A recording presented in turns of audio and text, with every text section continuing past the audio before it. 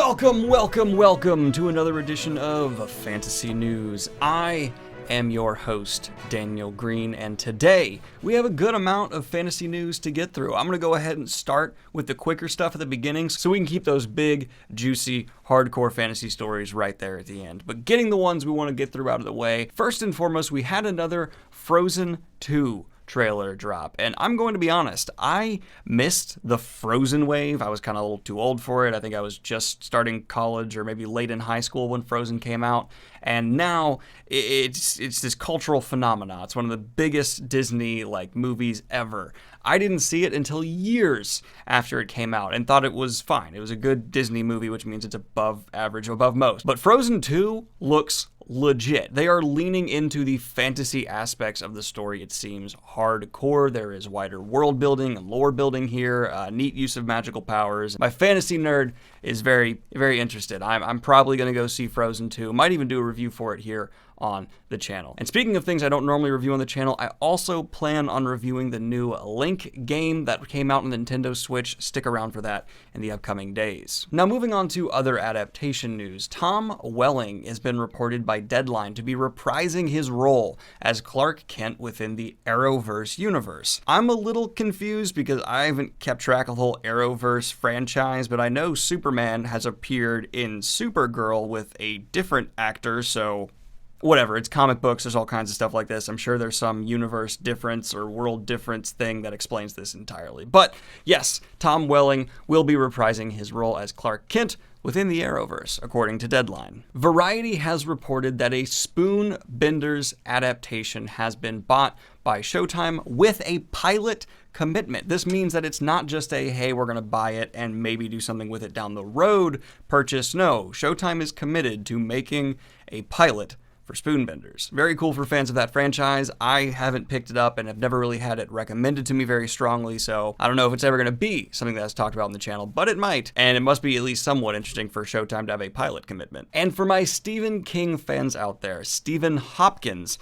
has reportedly been hired to direct the first episode of the upcoming Dark Tower adaptation happening over at Amazon. We surprisingly know very little about this show so far, except I've heard rumors and speculation that it'll be much closer to the source material than the movie we got recently was, though that is setting the bar remarkably low when it comes to adaptations, loyalty to source material. I'm still mad about the incredible cast we got for that adaptation and how they were just wasted on something that did such a disservice to King's material. Also, do you notice the Dark Tower book right there? That's because I'm going to be diving right back into the Dark Tower very soon here on the channel. It'll be a part of my spoopy reviews that I'll be doing around Halloween. That includes Dresden Files, Dark Tower, and a few other series to be named in the future. This is technically fantasy news.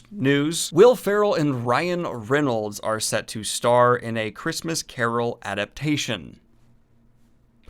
I just don't get Hollywood anymore. And also, after seeing the recent Will Ferrell Sherlock Holmes movie, I don't entirely trust Will Ferrell in comedies right now. I trust Ryan Reynolds, though. Now, transitioning into Netflix's adaptations that are coming down the road, Neil Gaiman has promised the upcoming Sandman series will be loyal to the source material. Actually, let me clarify. He promised it would follow the plot. I don't know exactly what that entails because you still can change quite a bit following a general plot, but the tone and what actually was said in this interview makes me think it will be closer to the actual source material rather than not.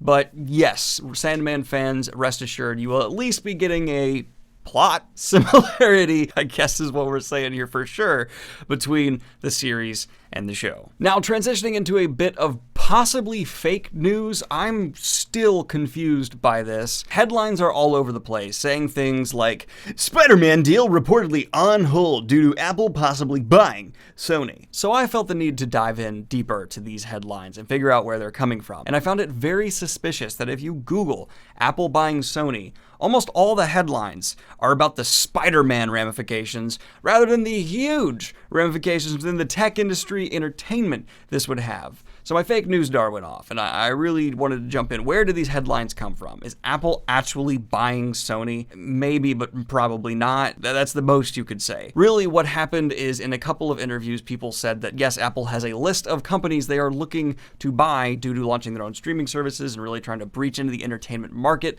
a lot heavier, and Sony was on that list. Though if you look at how much Sony is worth, that would be a insane purchase for Apple to make. Not necessarily a bad one, I'm just talking about the amount of dollars they would have to spend to purchase flat out Sony would be ridiculous. Sony is one of the largest tech providers of hardware, entertainment, movies in the world. And whether or not Apple has that cash on hand, maybe. Apple's known for having a lot of cash on hand, but I'm not sure. This is supposed to be fantasy news. But yeah, I had to look into a headline because it seemed a little bit bogus to me, and looking into it, yeah, it seems like no. Apple is maybe, but not likely going to buy Sony, and it has nothing to do with the whole Spider-Man being reverted back to Marvel thing, but there is a stipulation that if Sony is bought, Spider-Man would revert back to Marvel, and that's where a lot of these things are coming from. Just vague tweets and speculation. And in another bit of news I want to dive into a little bit further, the His Dark Materials adaptation had a couple headlines about it recently. Nothing big enough for me to really get that interested in. Apparently it's going to pull from the prequel books a little. That's fine. Cool. But one of my awesome, beautiful users here who shared one of the stories made the comment that essentially one of the writers from Cursed Child is going to be involved with writing the screenplay here, and how I should hate that due to my recent review of Cursed Child being so freaking negative. And that's a really interesting thing to bring up because I do want to clarify. I hated Cursed Child. I thought it was one of the worst books I've read so far this year, and it'll be on my worst books of the year list probably at the end of the year. That being said, I am very willing to give writers second, third, fourth chances, and I have no problem with him being involved with this franchise. I am a big believer that creative minds can put out a lot of varying quality, but occasionally absolute gems can drop from places you don't expect them. Hell, the recent creator of Chernobyl, my favorite show of 2019, is also responsible for The Hangover movie. Not bad, but not exactly considered highbrow content. The same guy was involved in a movie called Identity Theft and Huntsman, both of which I've heard are not great. So don't ever just fully discount writers. Hell, there's books from authors I've read and reviewed and give glowing reviews to that actually, once I turn around and look at the person's full bookography, they've put out a lot of crap too. So no, I have no issue with this guy being involved in His Dark Materials, and I wish him the best, and I hope he's able to prove that he's got some real brilliance in his mind to put to the page.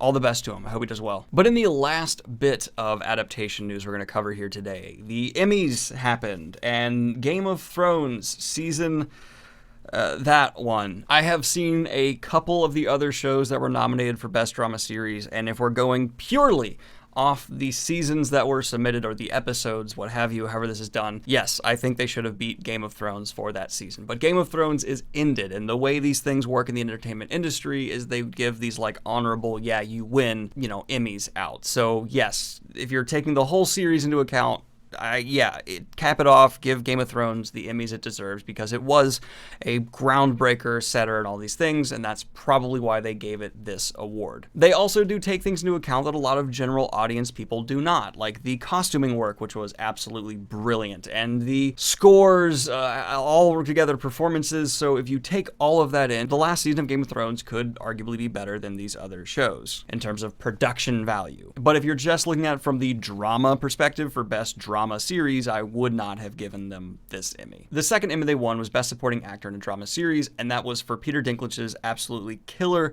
performance as Tyrion Lannister, and I will never argue against him getting an Emmy. Yeah, the writing for his character certainly tanked, but his acting ability and his bringing that character to life is truly magnificent, and I'm not that mad that he won that. I want Peter Dinklage to die in an Emmy avalanche one day, so this is a good start. Now transitioning into fantasy news here, we got a sneak peek into the 10th anniversary edition of Warbreaker by Brandon Sanderson, and it looks like a whole slew of artists are being brought in, and I'm excited for this. I'll definitely buy it. I really like Warbreaker. I think it's one of Brandon's best standalones, and I think there's rumors about a sequel in the works, so I'm completely down for that. I'm pretty big on collecting editions of books, and so once Brandon Sanderson starts getting like collector's editions of his out, I'm totally there. I will be in those lines at Barnes & Noble to pick them up that that night. And in the final story covered here today, Kate Elliott, the author of several well-received fantasy series,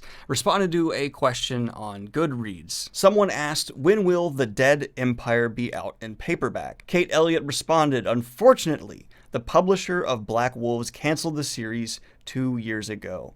Half of the second book has been written, and I know the entire plot well, but at the moment, I'm very sorry to say the project is floating in kind of a legal limbo. I wish I had better news than that about these novels and characters who are very close to my heart. This was new news to me. I'm not sure if other fans had been made aware by other means. It's not the largest fantasy series, so I wasn't able to see headlines covering this, but it makes me really sad to see a author who obviously put a lot of love and care into their work be stuck in a position like this. So Kate, I hope the best for you, and I hope your books are able to be published, whether self or otherwise, in the near future. And if there's anything from this author you guys would like me to read and review on the channel here, please let me know by putting it in the comments down below. I've had a fascination with the publishing process, and it's interesting to see people stuck, because it seems like, yeah, publishers have a lot of control, and you can have a finished book your fans want to read and you want them to read, and because of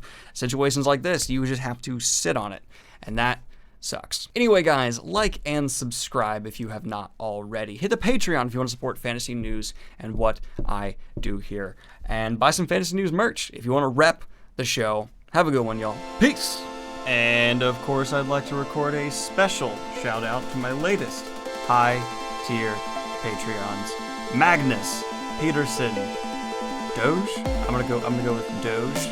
And Ozzy Griot, which I'm not entirely sure what that means. But I like the names, guys, and I hope you're having a wonderful start to your week and had a great weekend. Have a good one, y'all. Peace.